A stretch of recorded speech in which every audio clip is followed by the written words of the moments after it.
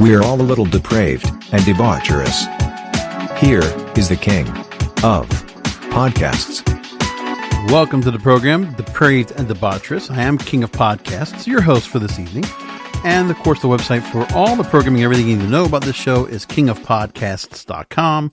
The show is available on Apple Podcasts and Spotify. If you haven't subscribed there, please do so. I also have all these shows available on my YouTube channel.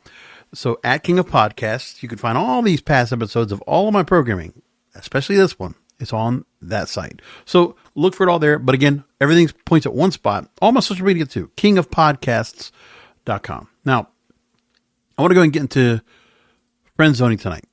We're going to fall back into the rotation of content that's usually out there that really does stand out to me that I got to talk about. Because friendzoning, besides the sugar daddy stuff, besides, all the new trends in dating or new trends in relationships that have been going on out there. Like I've had a boatload of content to work with. Well, this week I decided to go back into friendzoning because, it's pretty easy to go back and follow along with a number of girls that put me in that spot. And what caught my attention is that there's been a couple things just in the last couple of months that are catching people's attention about friendzoning. Bridgerton, a Shonda Rhimes produced series on Netflix. I watched Scandal and How to Get Away with Murder, so I know the kind of stuff that Shonda Rhimes likes to write for. Don't get me wrong, I get it. I never watched Bridgerton, not my cup of tea. Maybe I'd go and catch it sometime, but the problem is I'm not going to go and pay for Netflix. I'm not paying $23 for that. Not enough quality programming over there for that. Okay? Just my thing. Now, that story where there's a female, really that's everybody kind of like cheering for. A lot of women are really cheering behind because of the possibility she has this other guy that she's interested in and she's smitten for, apparently. We'll read into that in a little bit. The other thing that's also, if you're not so much into the fantasy of television or streaming TV, then what about social media? Because we can also take a story from that route too. In the last 3 months, we had the deal where, almost 3 months to the day, where Kai Cenat, very popular, viral social media superstar, YouTube, Twitch, and whatever, he has had on, Kevin Hart's been on his show several times, and one of the particular episodes he had on was he had Tyla, the South African Afrobeats R&B artist right now that's gotten hot. If you didn't hear about Afrobeats, you don't know what it is, if you want a recursor about that, then I would reference you to my Broadcasters podcast from this past Thursday, where I talk about Afrobeats ascending in America. A full special report on that. You can find that over in Broadcasters podcast, also on the King of Podcasts Radio Network. Just look for it on the website or on the YouTube. Might be the episode right next to the one that this is in, right? So those two scenarios are specifically two portrayals of the friend zone. And, two ways it's done. And like I said, there's a couple of aspects of friend zoning that I want to go ahead and point out here tonight. The one part of friend zoning that doesn't get talked about enough. Guys, you tell me if you recognize this off the bat. That there are girls that you were interested in. Okay. And you did make maybe a half-hearted attempt. Maybe you made it a full-fledged attempt to ask her out, go out with her. Maybe you were scared to not really go and go forward. Whatever you did, whatever level of interest you have, and whatever level of communicating what you wanted from her, because we all, many guys know, I know for myself, because the girl was somebody I wanted so much, for whatever reason, and I had no reason to go and think that, but in my mind, hey, when you're single and you've been lonely for a long time, if somebody is giving you just some piece of attention, you're like all ears. So when there's a girl that I feel like, okay, maybe there's a chance at, and I want to see this for as far as it goes, then you'll take the crumbs that she gives you of interest, because you're afraid if you try to blow it up, you think you're going to just lose out on it. And you don't want to lose out on the opportunity. If she has somebody else, you're willing to go and wait on her. And how many times do we have that happen? Where a girl that you think might be apparently single, maybe she's talking to somebody else. You don't know because she's not going to tell you. And then she finds somebody. Well, I had a girl that I met on AOL Instant Messenger. It goes back a long time ago. And when I talked to her, I originally was, trying to get to know her. I was so if I'm looking back now, I want to say I was 20 years old at the time. She, I think, was 17 going on 18. She's about to graduate high school. I finished college. Or I was still in the middle of college, I think. Or I think I was about to wrap up. And I'm talking to her, and it was just one of those things where I started thinking the AOL personals. That's what it was. Something like that. It was Love at AOL. That's what it was. I saw her there. We talked. Everything sounded okay, but like she was not going to like go out, because obviously there was something more about where her career was and what she was doing with herself. I guess obviously there was no interest, but she wanted to keep friends. But the thing was, is that that's all she wanted. And she insisted on wanting to stay connected. And it happened for years. I'm really surprised on how much it was. And let me tell you like this. So she went and graduated, and she moved away to Tampa. And there's a college over there, right? And she finds a boyfriend, and then eventually they move in together. So like they're together. For whatever reason, I don't remember. I might have still been talking to her because I was still like in the hope that, well, maybe that guy's over there, but when she comes back here, it'll be a different story. I think I probably did. I'm pretty sure I went along. I was gullible. I was just thinking, well, maybe there's something there that maybe she won't be with him. Maybe I still have a chance with her. Really stupid. But, again, my early to mid 20s, I didn't know any better. Like I really remember, no dating in high school. I didn't go out with a girl to the prom. Nothing. I had nothing to work with. I couldn't even tell you. If I told you what about one of the first interactions I had with a female here and how I got to go out with her, or how she went out with me in the first place, you would be surprised. Like it would be shocking. It would be really embarrassing on the fact that too, about what I did. I'm not ready to go that route yet, but maybe at some point I will finally open up and tell that story. But what happened here was she goes along, and then after she graduates, she's often doing other work. And then we're still talking, and I forget if it was on AOL or if it was on Yahoo Messenger, but whatever it was.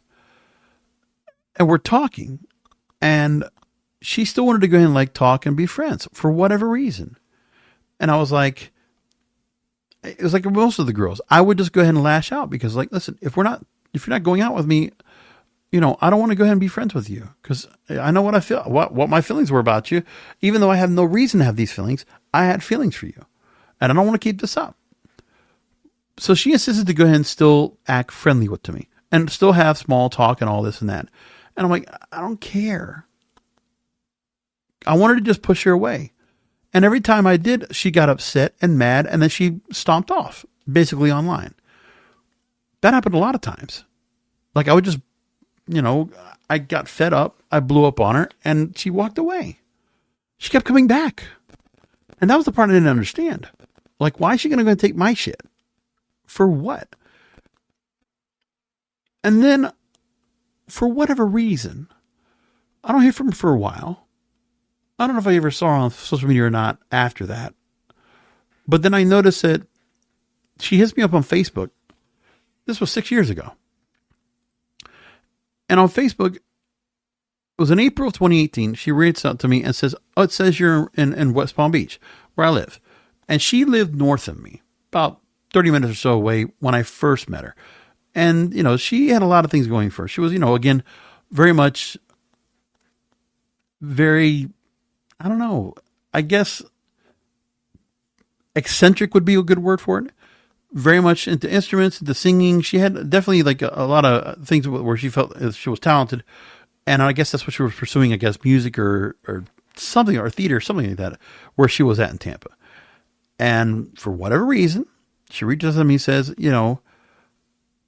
I told her where I lived. And then I mentioned the fact that I used to keep up with her because after we started initially talking, I don't know how it happened, but she started working at a restaurant / ice cream parlor right next to the movie theater I go to right now. At that time, there was a Friendly's right there. And she was a server. And I used to go there all the time because I had friends of mine. I'd go there and, well, when I wanted to get fat, I'd have, what was that? Snickers Satisfaction Sundae, a 5-scoop Snickers Satisfaction Sundae. Used to get that all the time. Big goblet. Looked like it was like a king's goblet or something like that. And I'd have that right there, grab me like a mushroom and Swiss burger. And then I'd go ahead and like talk to her, tip. And then she'd come by and talk, whatever. And I'm with one of my friends. And that was the first time I actually physically interacted with her. And, I still found her attractive. And she was like with nobody. But for whatever reason, there was nothing with a connection with me there. But she wanted to go and stay friends for whatever reason. I moved along and we kind of had our own separate ways. And then again, in 2018, she decided to move in the same, not even just the same city I'm at, same neighborhood I'm at. Listen, she can move wherever she wants, but it was kind of ironic. Same neighborhood. Okay. Now, by the way, I only saw her once because she insisted she wanted to go and meet up and hang out. So we did one time. That's about it. Other than that, we talked, and I go through and I can look at my Facebook Messenger and I can go back and see everything about what she's doing. Tells me where she's at,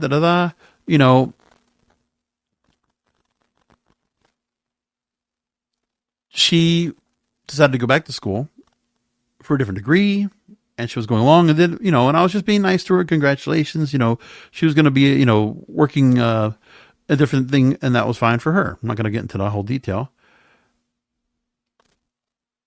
Said that she was living in another city and the rent was going to be jumping up. So she wanted to move somewhere else. And then she found a chance to buy a house where she's at. So and at the time the housing was upside down. So rent's going up and, it was a better time to buy a home. So she did. And then all that she did was like, she just wanted to talk for whatever reason. And my problem was I didn't understand why she wanted to go and talk to me. What was it about me that was so important? And, it's just, it didn't make much of a difference. So it was all like this, like almost like somebody you meet like at a store, or like, again, it was almost like small talk with a waitress. It was like that kind of talk still, but she wanted to do that. And for whatever reason, I was somebody that she was going to do that with. And there was no reason for me to go and say anything about it. It was just like, okay, whatever. And I never gave her anything I never really talked to her about anything personal or anything deep, which is the good part. I didn't do that part because I didn't want to do that. And hell, I remember there was a time when I was looking here on Messenger, she actually tried to call me one day. Said it was by accident. Okay. And then it was like, everything was just small talk. She gave me her number, and that's everything was. Oh, then I forgot she was working at another job. And it happened to be, I didn't even know she was working there, but I saw she was working there too. And talked to her for a minute, went on, did my own thing. But kept running into her. All these other jobs were just coincidence. But the fact that she moved in the same neighborhood, I don't know. But it's like the friend zone that never went away. It just stuck around. And I don't know why.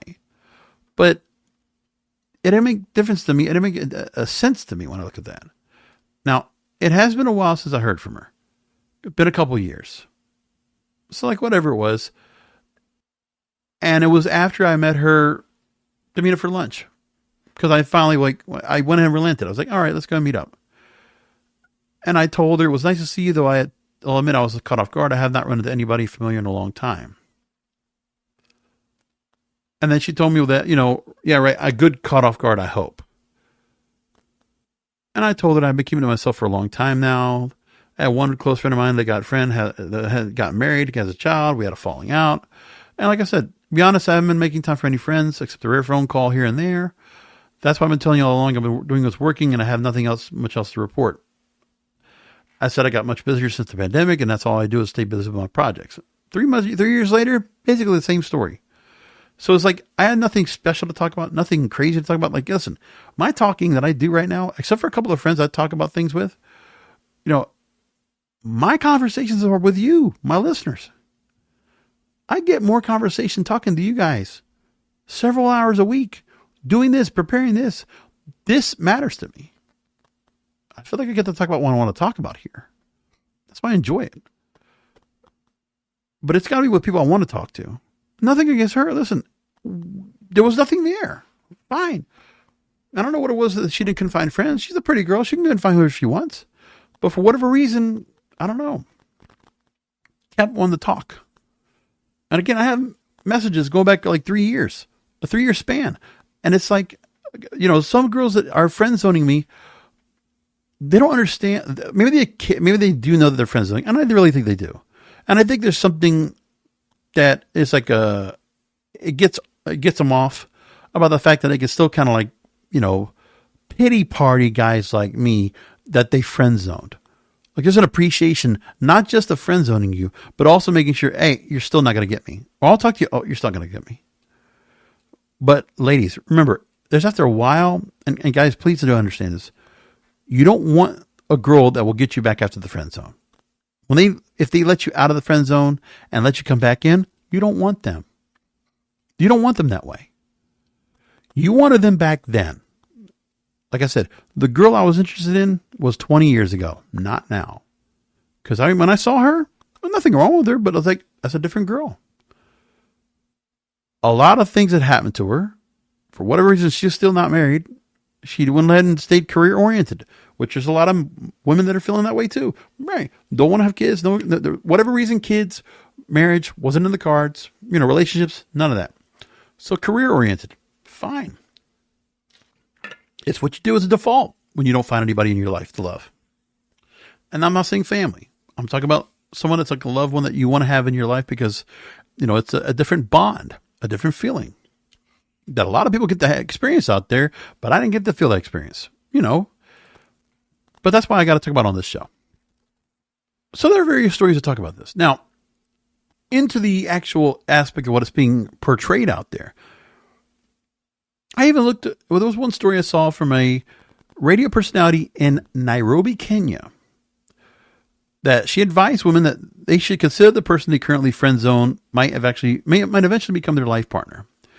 That she says she reflected on her own experiences since being a DJ that she met, obviously from their connections in radio and music, and that they have enjoyed a beautiful first year together. And that she encouraged women to look beyond physical attributes and to value the potential relationships that they have overlooked. But that's a rare case. I'd still say don't do it. I mean, understood, yeah. Their first year of marriage has been great. She cautioned against expecting marriage to bring entirely new feelings, likening it to an extended dating phase where friendship with one's partner deepens. And she advised women not to prioritize physical attributes when choosing partners and emphasized that men, initially considered just friends, often turn out to be ideal life partners. So if that's the case, women are not reacting to that right away because they know that the guys out there are by default. What they're thinking about right now is just saying, oh, well, you know what? They're a fallback. Like if everything goes to shit, I can always fall back to him. He's always going to be there like a lapdog. And that's the thing that you don't want to be considered. You don't want to be put in that position. You don't want to be considered to be thought that that's who you are. Bullshit. I don't want to be that. And so I really reacted strong and aggressive when it came to somebody friend zoning me because it happens so many times. If you're not going to go and go out with me, that's the point, then I'm doing you the favor. And the thing is, I can't feel bad about it. I used to kind of feel like I was in the wrong about it for reacting like I did. But the truth is, even though I didn't know what I was really thinking about it, like when I really pay attention to myself, but when I go back and reflect, I'm telling myself, no, I didn't want the friend zone. I was telling her to fuck off. Nothing against you, but I know what I felt about you. And all I can think about was somebody that you're not going to be. I'm not the consolation prize. Don't treat me like a consolation prize, because that's what friend zoning is. So more importantly, guys, now it goes both ways. Women, you're friend zoning a guy. You can't leave them on the hook for so long. Okay. If there's not an opportunity that arises that you think you're going to hold on to them and you think that there's going to be a deepening of friendship that'll become love someday after you've, had your experience with other guys that did not fit the bill, You went after what short-term satisfaction you wanted or perks, sacrificing what could be a long-term blissful relationship. Well, that's not what you wanted. You need to go and either cut loose that friend zone or go to him. And don't even waste time, because if you've had a guy that you know that this is your friend zone, and you're talking about, oh, I don't have anybody. Yes, you do. You better latch onto them and express that you don't want to make them a friend zone, that you'll do whatever it takes, that you want them in your life. So you come and mea culpa. You don't have to apologize, but you know what? You need to come and give your deep intent that you seriously want to be with them now. And that, you know what? I don't want what I was going through before. You don't have to admit any kind of guilt or any kind of mistakes. You get to say, listen, I just don't want to be doing what I did. I've had you in my life all along, and I want to appreciate you more. I want you to be my priority. I want you in my life. I don't want anybody else to love me, because no one makes me feel like I do the way you do. It can be as simple as that. The right attention and the right message, the right communication, and things will be blissful. And there will be no blaming. There will be no issues with the friend zone, because it'll pay off. A long wait, a significant wait for a guy that's being friend zoned, and it does turn out within like a year or so, and not 5, 10, 15 years down the line. Yeah, that's acceptable. That's okay. Hesitating a little bit, that's fine. But guys, you also have to realize too that there's also a time limit to where you're going to let yourself be friend zoned. You need to get out. And when I mean get out, I'm saying, oh, well, so I'll still talk to her and she can still friend zone me and I'll still try to go out and talk to other girls. No. You don't let her feel like you're there to be fallen back on, because she's always going to keep coming back to you. She's going to keep approaching you like a friend. You don't want the friend zone at all. You don't want the friendship.